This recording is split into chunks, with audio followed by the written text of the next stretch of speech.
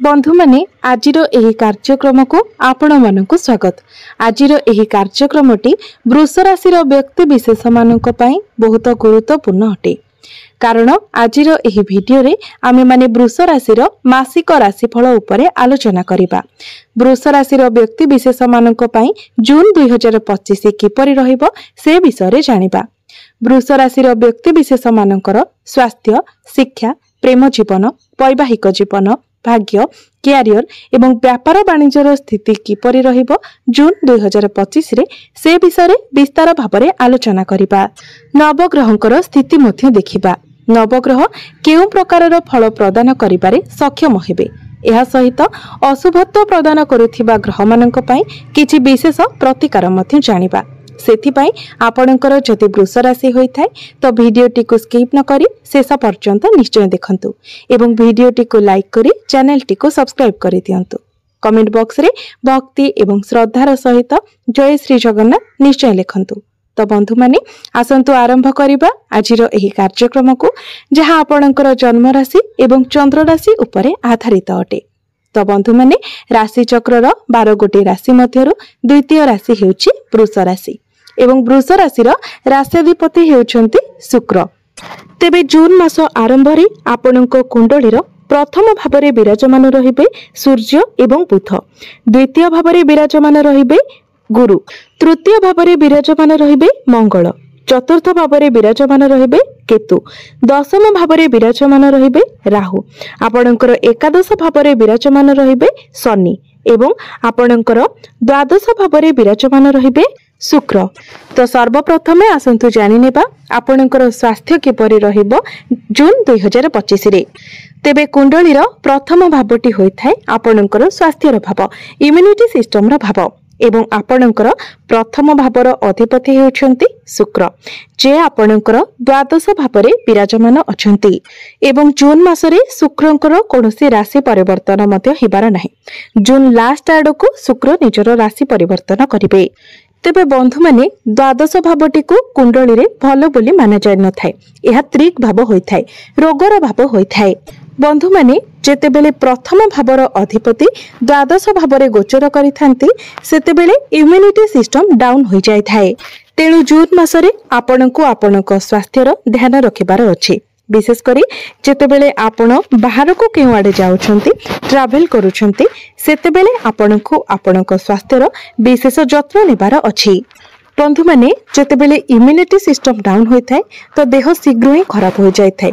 जेमिति कि ऋतु परिवर्तन समय ठंडा, काश, ज्वर एगुड़िक शीघ्र ही संक्रमित हो जाय थाए। तेणु जून मासरे आपणको आपणक स्वास्थ्यर ध्यान रखिबार अछि।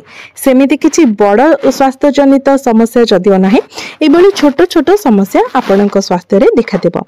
सेति प्रति आपण सतर्क रहिबा उचित। एबे आसंतु जानिबा आपणकर शिक्षा क्षेत्र किपरि रहिबो जून 2025 रे। तो बंधु माने कुंडलीर पंचम भावटी होइथाय आपणक शिक्षार भाव। आपणक पंचम भावर अधिपति हेउछंती बुध।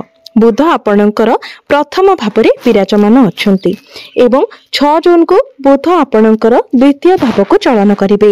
तेबे शनिकर दृष्टि आपणक पंचम भाव उपर को रहुछि। तेबे पाठ पढ़ा पई समस्त ग्रह मानकर उपस्थिति बहुत भल रहुछि। तो पाठ पढ़ा जून मासरे आपणकर बहुत भल रहिबो। तो जून मासरे आपण जदि किछि एडमिशन नेबा पई चाहुछंती, किछि फॉर्म फिलअप करिबा पई चाहुछंती तो आपण करि परिबे। एवं जून मासरे जदि आपणकर किछि एग्जाम अछि तो एग्जाम मध्य आपणक पई बहुत भल रहिबो। एबे आसंतु जानिबा आपणकर प्रेम जीवन किपरि रहिबो एही जून 2025 रे। तो बंधु माने कुंडलीर पंचम भावटी आपणकर शिक्षार भाव हेबा सहित पंचम भावटी मध्य होइथाय आपणक प्रेम जीवनर भाव। तो आपणक पंचम भावर अधिपति हेउछंती बुध। बुध आपणकर प्रथम भावरे विराजमान अछंती एवं आपणकर प्रथम भावर अधिपति शुक्र आपणकर द्वादश भावरे विराजमान अछंती। तो शुक्र जेहेतु द्वादश भावरे अछंती तो आपणकर पार्टनर आपणक पई जेते भल कले मध्य आपणक पई जेते समर्पित रहिले मध्य आपणक मनरे एक असंतुष्टिर भावना रहिबो एवं केउठारे ना केउठारे आपणक पई आपणक मध्यरे अंडरस्टैंडिंग देखा देबो मिस अंडरस्टैंडिंग देखा देबो।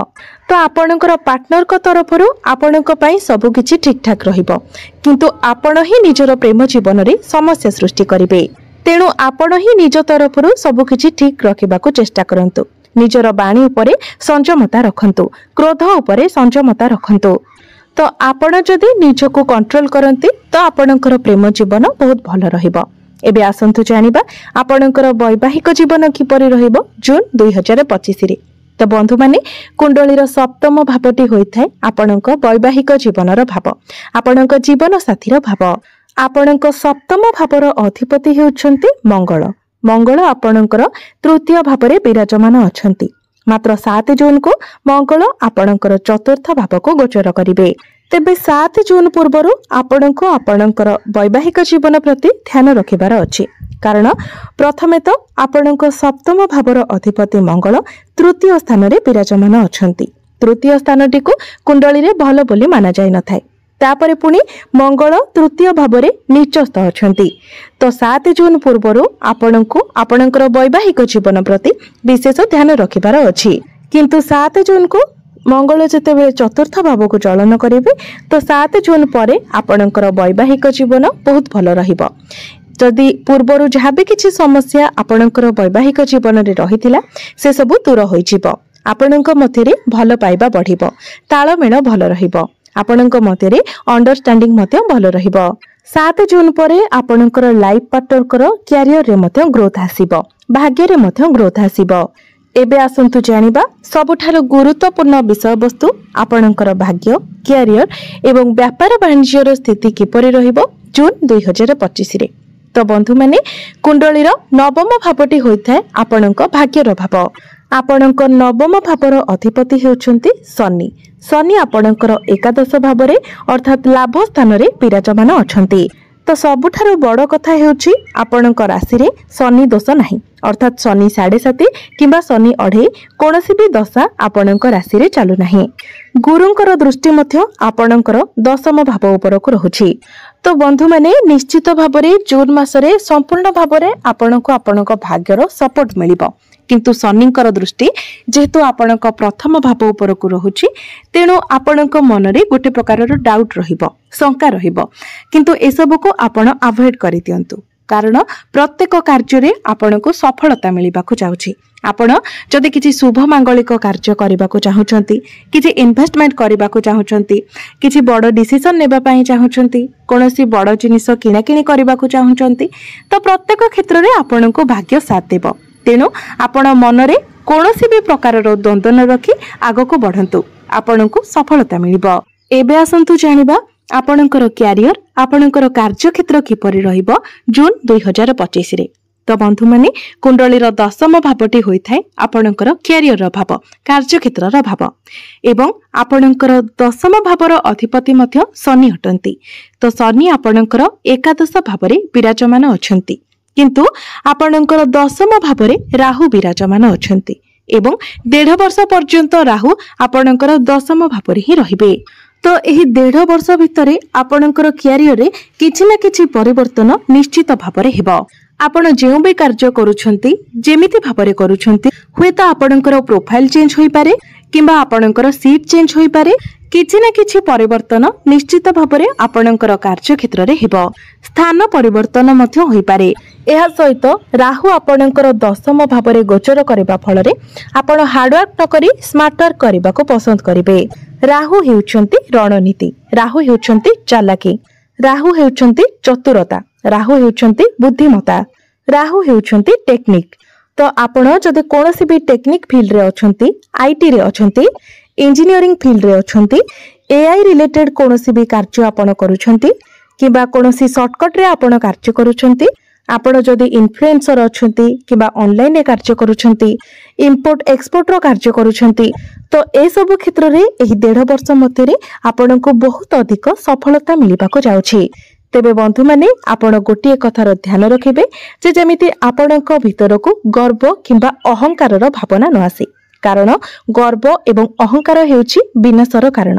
तेणु ए सबठारु आपण जेते पारिबे निजको दूरे रखंतु, निजको शांत रखिबा पई चेष्टा करंतु, जेते पारिबे पोलाइट रहिबा पई चेष्टा करंतु। एबे आसंतु जानिबा आपणकर बिजनेस किपरि रहिबो जून 2025 रे। तो बंधु माने बिजनेस कथा कहबाकू गले 7 जून परे आपणकर बिजनेस बहुत भलो रहिबो।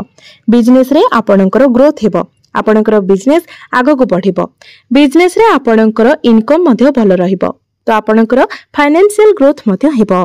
तो व्यापार वाणिज्य जून मासरे आपणकर बहुत भलो रहिबो। एबे आसंतु जानिबा किछि प्रतिकार विषय रे। जो प्रतिकार गुड़िक करबा द्वारा आपनको अधिक मात्रा रे शुभ फल प्राप्ति हेबो एवं जहा किछि अशुभत्व रहुछि से सब मध्ये खंडन होई जिवो।